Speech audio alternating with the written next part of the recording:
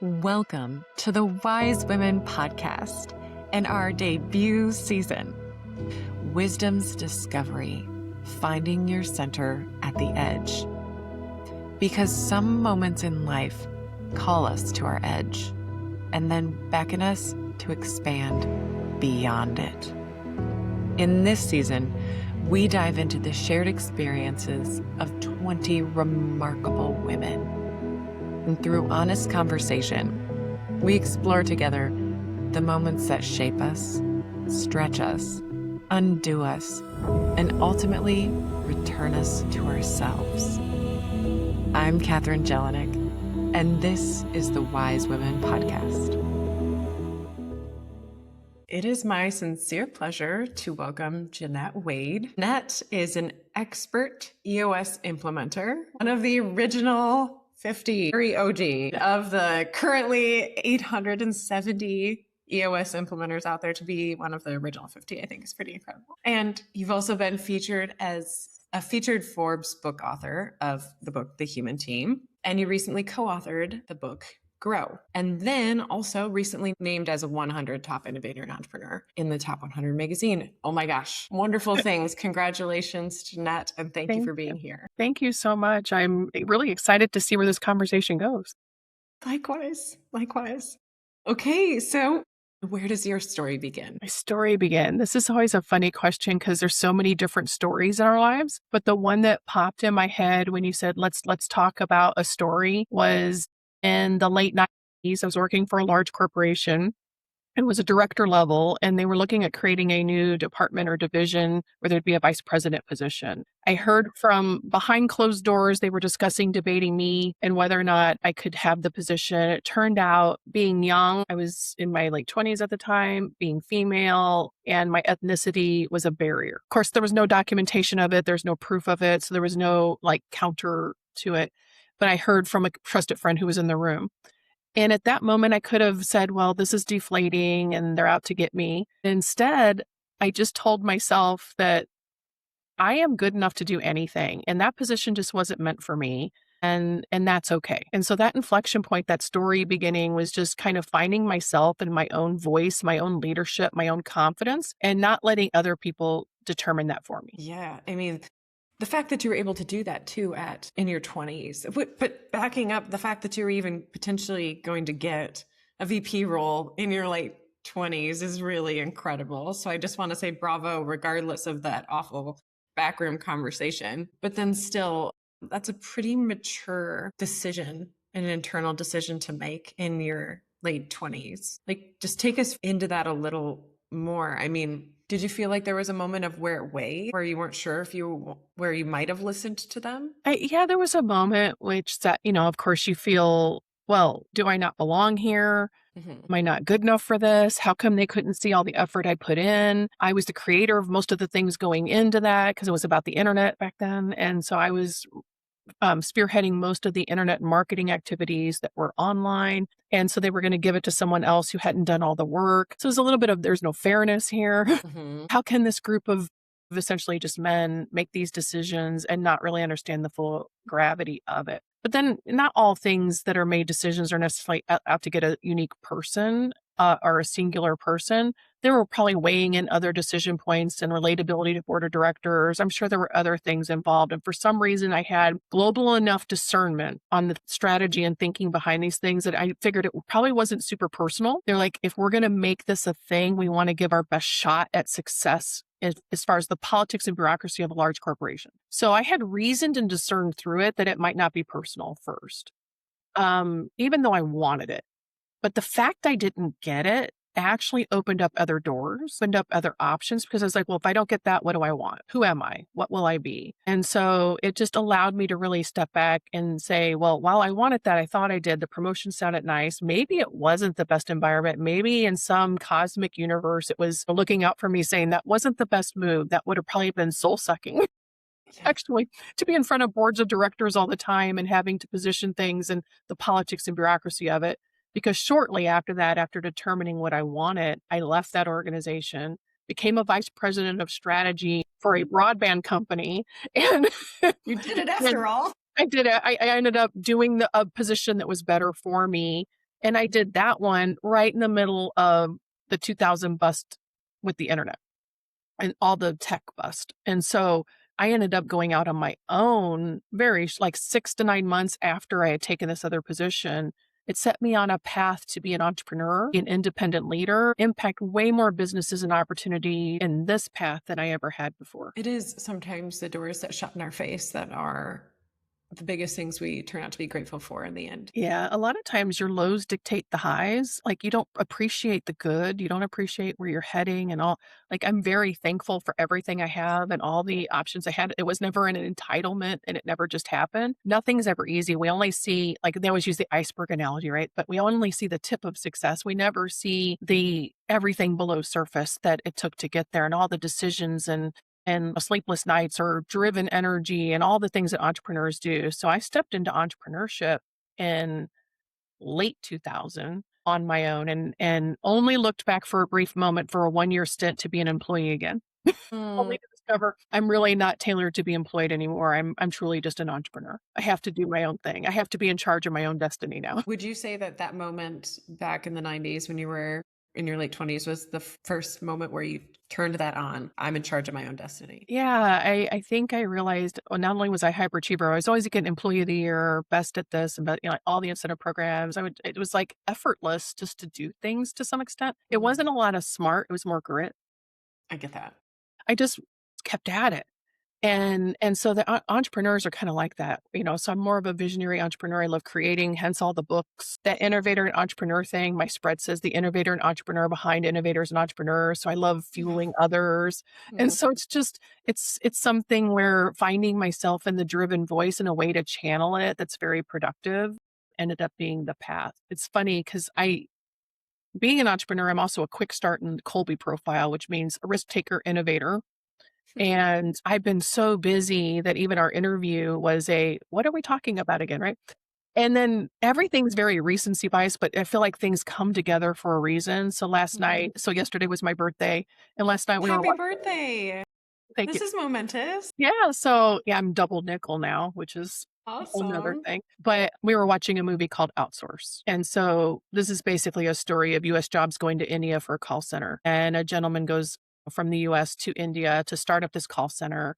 And he's training people to take over his job and run this call center. And one of the ladies who's just on staff is called Asha. And she's very super capable, but she's not going to be an assistant supervisor. She's just a call center rep, but she's super capable. And at some point, this guy from the US who's starting up the call center says, she's super capable, says, Asha can do anything. And I can remember that feeling of people always have told me I can do whatever I wanted. But that moment and inflection, whenever I didn't get that first promotion, that major promotion, I think somewhere inside I said, it's okay, Jeanet can do anything. And as I'm watching that movie and the arc of it happening, she had an inflection towards the end where she was talking about how trapped she was given her background being female, how in essence that she wasn't meant to become, they eventually made her like an assistant manager. She wasn't supposed to do that.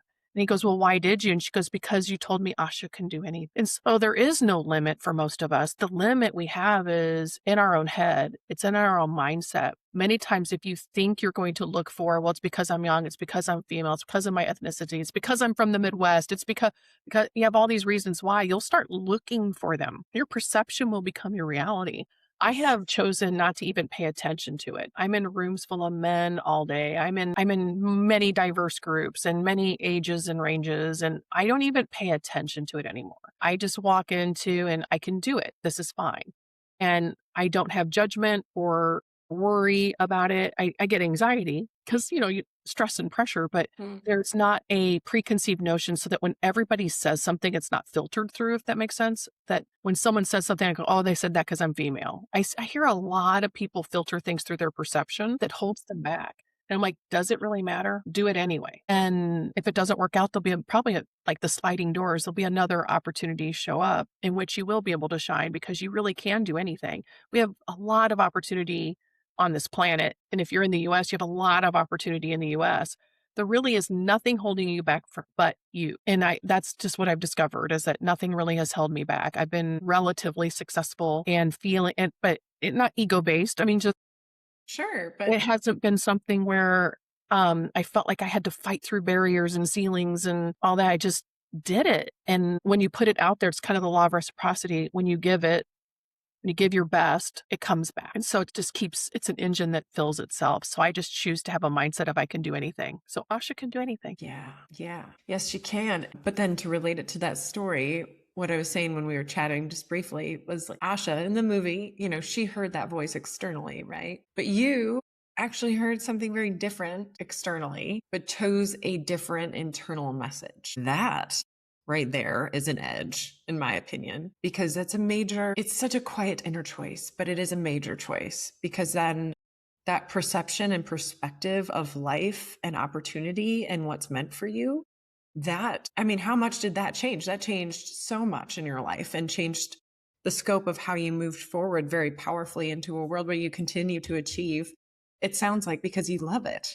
It's because it's fun, because this is just how you are. And that's just glorious. You do not create a ceiling or a door for yourself. You're just moving. Yeah. And if I encounter one, I just move around it or to a different door. Right. So Right. Which is what that it's not was. personal anymore. It's just I choose differently. And you're right. And the internal choice was, how much is this going to affect my life? Is this going to be the end all be all? That door closed and therefore nowhere will I go? I said, no, I'm going to keep going. There's other opportunities, other options for me. 80% of me is better than some people's 100%. Or I told myself good mantras, or just that I really want to give my best into the world. And I just kept going. And so a lot of things really come down to grit, right? It just comes down to resilience. It comes down to commitment. It comes down to choice. It comes down to create your own perspective and mindset. There's a whole thing with fixed mindset and growth mindset. And I think before that became a book and speaker series for most people, like we now understand those terms more. I think I made a decision I wasn't going to be stuck and fixed by other people's perceptions or decisions, that I would have growth mindset and sky's the limit. And even if I pushed up against ceilings, they were higher than where I was. So it was like, just keep going up. And so what I might hit a ceiling, but that's pretty high, right? I mean, it's just, and if I like that spot, stay there. And if not, go around it, go above it, do something different, a different path, a different mountain. There's plenty of things and analogies to get us out of that and go somewhere else. I mean, we choose our happiness. And I think a lot of why I enjoyed so much is there's a lot of suffering, and most humans experience a lot of pain, different variations and versions of it. But it's through that and seeing it as a catalyst versus a stuckness that you move forward. And so I just don't let those places stick me and get into that spot. But I do enjoy the highs a lot more because I have appreciated where the lows were. I appreciate that I made it around, or that I did a different path, or that I can keep moving, and that I have grit and resilience, and that I don't let it push me down. Right. Because even though, to hear about you, there's so many incredible accolades and things that have gone very right, but you've also not only experienced that. Like there have been no's and pivots and things that didn't go as you intended. But that's actually the wonder of getting to meet you, is then realizing what you've done, even with no's that have occurred, just the continuation. And with that sense of direction, spirit, and unflagging sense of worth, or whatever word you would put around it, it's almost just limitlessness. Yeah, it's amazing though. So we tend to be like no's are the end. I've said no to things and they've opened up opportunities because I didn't do that thing and I did something else. A lot of times I like to do like creative flips on words. So no flipped is on. Yeah. On, right? So it's like okay, game on, or okay, that's a no, what else could I turn on? And so no's aren't the end of the story, ceilings aren't the end of the story, barriers, low periods and sadness aren't the end of the story. There's another, I did a mapping exercise one time on a retreat where we each shared our story, our lifelong story. And so they said, map out all the major events in your life. So we listed all the major events in our life, and then make a line in the middle, and then plot high and low, which each of those points meant. And all of us had a very, very low and a very, very high, and then a medium low and a medium high. And they all followed in that pattern, despite the story that was told. It was a very similar, you had to have a low to have a high, you had to have a dip to have a turn, you had all of these things were happening to all of us. And so we can't live a life just above line all the time. The below the line creates gratitude, appreciation, learning, feedback, experience, all the things you need to do the next thing that turns above line. So appreciating anything below line, lows, sadness, struggles, no's that you receive, barriers, ceilings, learning to appreciate it catapults you to the next stage in a different way if you have the grit to make that turn. You don't want to get stuck there. I love it. Yeah. Because if you think about it, even like the physics of our bodies, if you want to jump high, what do? You squat down. You squat down. Yeah. So it's just the energy.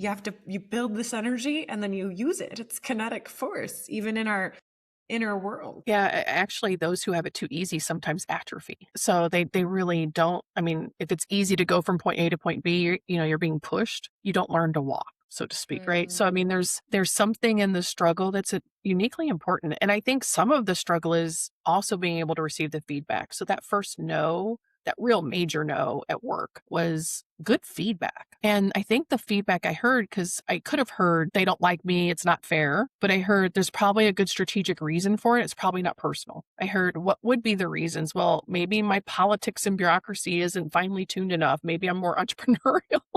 I heard maybe there's a better suited candidate that can get more momentum on that path within this particular organization and what they need. And I just wasn't the person who could do that. I had enough capability, but maybe not right person, right seat for that moment. I didn't have that phrasing then, but there was this interesting inflection and discernment and feedback that I fed the right feedback in to like, okay, what will I do differently in the next one? Mm-hmm. So learning from that. Yeah. But you did that even on the inside without going into some major judgment loop about yourself, which I think is the most impressive part, because it can be a nasty little thing that can pull us into a spiral if we let it. How do you stay out of that? I think I was a very serious child, probably really tried to, I had a complex, just background and where I grew up. I don't know, just I had to learn acceptance and non-judgmental and just figuring things out throughout my entire childhood. So I think I just had this resilience and grit and take chargeness and control in me anyway. And I just, my modality as a child was always to keep moving forward. See, glass is half full. That didn't work. Move on. Like I had to keep shifting and pivoting and being agile in my life. So I think I just innately, and then that led to a life of seeking self-help and figuring out how to give yourself the feedback to love yourself and all of that. So I think that self-help journey honestly probably helped me see it in a perspective of human dynamics that I might not have seen had I not been struggling to figure out how do families work and how do groups of humans work and why do they do what they do and why do I feel the way I feel in this? And I realized, wow, this is an experience we all have. It's not unique to me.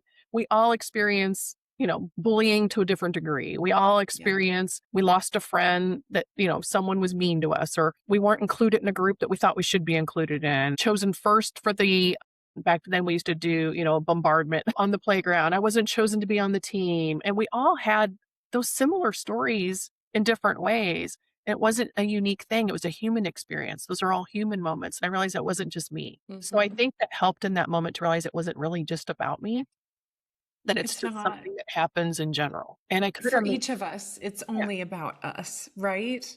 Yeah. Like when another person's not choosing us, it's really about them. They're not really thinking about us. Yeah. Yeah. It's there's so many other reasons that go into things and we make assumptions and we make guesses at, and then we start making it personal because it comes from our bias. Mm-hmm. And I think that's what led me when I wrote The Human Team. I think that's what led me to write that book, was because was trying to understand how to activate human potential on teams at work. And it's like, but we're bringing all this humanness, this nature into the room. And I worked for a large incentive company at one time. And then we're trying to nurture and foster these activities that get them to do things. And we didn't bridge the gap between their human nature and the nurture with understanding their needs. And if you can bridge, you understand human need, you get them out of nature, and then it activates their potential to be nurtured better. And so that whole book was about trying to figure that thread out and determine 6 facets of human needs. So I think I've always just been fascinated by human dynamic on teams in general. And so I realized this is just part of the way we're created, the way we're wired, the way we function in teams. And it's only gotten more complicated as technology surpassed our humanity. I believe that was in 2021. I must have been following the tech human lines for a while. In 2021, 2022, technology finally surpassed the human ability to understand it. And To And understand technology? yeah, and you can feel that. I mean, it's obviously AI very shortly hit, and well, it's all AI's been around for a while, like Mhm. decades, but AI in a more meaningful hits Yeah. everybody's life way. It's like satellite phones were around in the 80s, but they didn't hit our lives heavily for 20 years. So AI's been around 80s even, but in different ways, smaller ways. But we're feeling this rapid change and wondering what this means for us and all of that. And it's another normal inflection point in which we can step into it and walk alongside it, or we can fight against it. Ooh, that's really good to actually apply that learning of yours so many years ago to this because again, this is a major like global moment, but it's still a chance to either find how we choose to perceive it is going to change how we interact with it, right? Absolutely. You can view things as threats, which is human nature. Things as not fair, which is human nature. And you can have it's not that I don't have those feelings. I'm not a robot. So did I have a feeling of that's not fair in that moment? Yes. Did I reason through it and discern through it and get out of my human nature reaction and into a activate my potential reaction? Yes. Mhm. Was it easy? No. So I make it sound like I'm just like I know how to do this and it's seamless. I mean, I'm a human, right? We Yeah. react, right? We have emotion, we feel, we fear.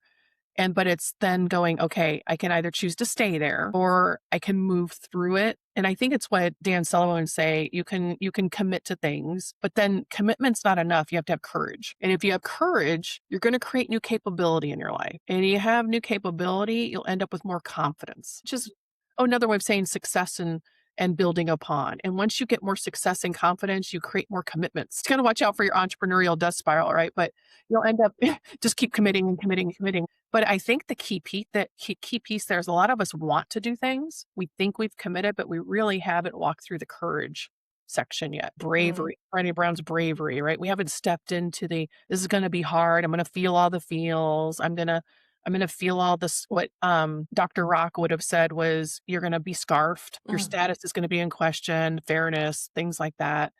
Yeah. Do you choose the courage to go through to get to new capability, new outcomes so that you can have more success, more confidence? I think I've just always chosen maybe bullheadedness. I've just chosen to keep doing that. I just walk through it. Again, my MO in the world, my natural instinct, according to Colby, is quick start, risk taking and Mm. innovation. So of course I'm going to say, yeah. Yes, I say yes. It's harder for fact finders and other MOs to do that. I get that. A follow-up question is I'm wondering and thinking and processing this and loving it. So curious, and I see in my own life how, the lows have created the highs, right? And I can see some of the ties between points. But is it possible to create highs from highs without being without atrophying? Have you created more from more? Does it work that way as well? Or is it always like, the suffering creates and then there's more after that? I don't think it only takes suffering to create. No, I mean, I don't think only success lines would only byproduct atrophy. You're more likely if it's too easy not to create muscle, right? Hmm. It's too easy. But I would say what ends up happening for some of us, this might be kind of an Olympic thing since we're in the Sure. wrong Olympic sport. I'm going to go to Summer Olympics. Okay. But in track and field, I mean, no one ever thought there could be, was it the 10-second rule? No one ever thought 10 seconds could be beat. Was humanly impossible. So the highest high was, I don't know, 15 seconds. I'm making that up because I don't know the real fact. If the highest high was 15 seconds and someone met that when someone finally crossed 10, 15 felt like a low. So Right. I think we reach sections on the journey that are high at one point, and when we get to the next one, that's low. In retrospect, it looks lower. Hmm. You look down at it and you're like, well, I wouldn't have ever gotten here had I not gotten there. And that was my low point at that point, but that was my high at another point. So I Right. think it depends on, again, are you looking forward or backward? Is it high or Hmm. low? But I think absolutely, it's what we call path to mastery in EOS. Mm. So if you think about the Japanese term for the path to mastery, it's shuhari. Shu of shuhari is master the fundamentals. Well, that's pretty basic. To get to the next level is ha of shuhari. That's adding yourself to the equation. So your low before was fundamentals. The re of shuhari is a mastery, and in the flow, in the matrix, you're at a certain level of mastery. The low could have been just you basically did it and you did it in a way that was natural to you, but now you're so masterful at it. And then they also say it's a lifelong loop of Shuhari loop. So Mhm. you go to mastery, you go back to fundamentals, and you continue practice to continue to stay in mastery and continue to evolve. So I think we're constantly honing, but it becomes more focused, becomes in smaller increments at a time. You just get, 1 second at a time on that 10-second, like I want to hit the 10-second mark and break that human record. It's incremental, Mhm. it's one more practice, it's one more exercise, it's one more ask, it's one more chance, it's one more commitment, it's one more of something that pushed you forward. So, Mhm. yeah, A you can desire, pursuit of a goal, and a dedication to a craft, I'm so your hearing too. highs can lead to more highs. I think, but never lose sight of who you are and where you came from, because then you're no longer humble. You're no longer centered, and your ego can actually, I think it's what Jim Collins said, hubris. A lot of business ended their cycle of greatness because they got into the hubris cycle. You're no longer, Flying too close you to the never, sun. yeah, you never reach perfection. That's hubris. You're never the best at, that's hubris. You're always getting better. And I think too, even though with ego and the mentions of ego, it's knowing and being grateful for what our parts are and feeling good about that. But then also knowing like it's never just our doing, right? It's like all the contributions from others or like the way that things played out and the door you walked into. I mean, it's just, I think it's always not, of course, it's that dance between internalizing and ingesting the value that we bring, but then also recognizing how we're don't have control either, you know? Well, and even knowing the human cycles of things, even knowing human nature of it, even sometimes knowing it's worse because when I don't do it well, when I see where another human was involved, because it's a dance with all of our energy and trying to get it to row in the same direction. We don't all gel well in the same recipe, if that makes sense. Like the Good one. ingredients don't always mix well. And so for me to see my part in things without taking on their perception of things and how we did that dance together. So I'm not perfect at this. And so I'm in a constant like, that didn't go so well with that particular person or that particular group or the way that was said that way. And then stepping back and not taking it to where I beat myself up, but take it as a feedback loop to say, okay, what can I learn from that? Was it something I could change? Is it just that's their side of the street they sweep and I sweep my side? Do we just need to let go of that? It's never easy. We're on a journey with humans, which is why this human technology thing is fascinating because we are very disconnected from each other because of the technology in many ways. We don't come together as communities as often, and we desperately crave and need it. And so figuring out how we do this dance with all of these things we have is a really interesting dynamic and journey to be on. Sometimes I fall offline. I just I got to love get that. back up on the beam, right? I just got to That's get back up. right. I appreciate that admission is what I mean, because it's just, we are all just humans trying to figure this out. And it's so true that we're in this need to continue to come back together to relate and connect in a time when the amazing forces we have can easily pull us into silos. Well, and you're almost guaranteed, no matter who you are. This is why knowing the hubris cycle is important. That whole mapping I did with that group, my highest highs were either preceded by my lowest lows or my lowest lows followed them. So I feel like I'm at a pretty good high right now. And I know that that's not a static thing. That's not permanence. And so I know there will come a time I'll need to ask for help. There will come a time I can't in one of my anthology books where I was a chapter author, I said, you can't grow it alone.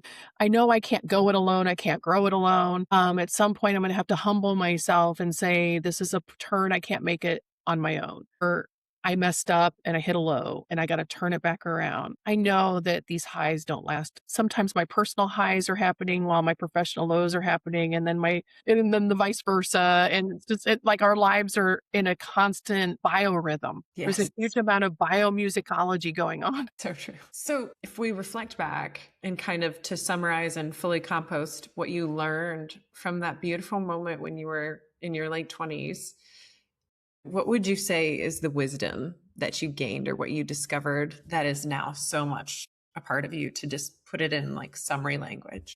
I think it's very much get comfortable with yourself. Know what you can and can't do and what you want to do and won't do and go for it. Just doesn't matter who's in your way. Not so much run over people, but it doesn't matter as much that all this stuff could be against you. Only you're against you. in the end. Only you held yourself back. So give it your all. Show up for the learning, show up for the cycles of life, the biomusicology of the dance, and enjoy the ride. It's a high and low. There's an adrenaline rush to it. It's not always easy. Don't grow it alone. And life is a ride. And we're going to have our highest lows together. And you got this. So there's no better note to end on than that. Thank you so much, Jeanet, for this. And I can see why you have been a part of many books. There's so many lessons, I feel like, that could be chapters in books in and of themselves that were touched on in this conversation. Thank you. Thank you so much. All right, everyone. I know you'll have a lot to sit with from this one as well. And I for sure do. Thanks for listening. And we look forward to next time. Thank you for listening to the Wise Women podcast. You can find the book, Wisdom's Discovery, Finding Your Center at the Edge, on Amazon and barnesandnoble.com. And keep listening to the wisdom that your life is offering you.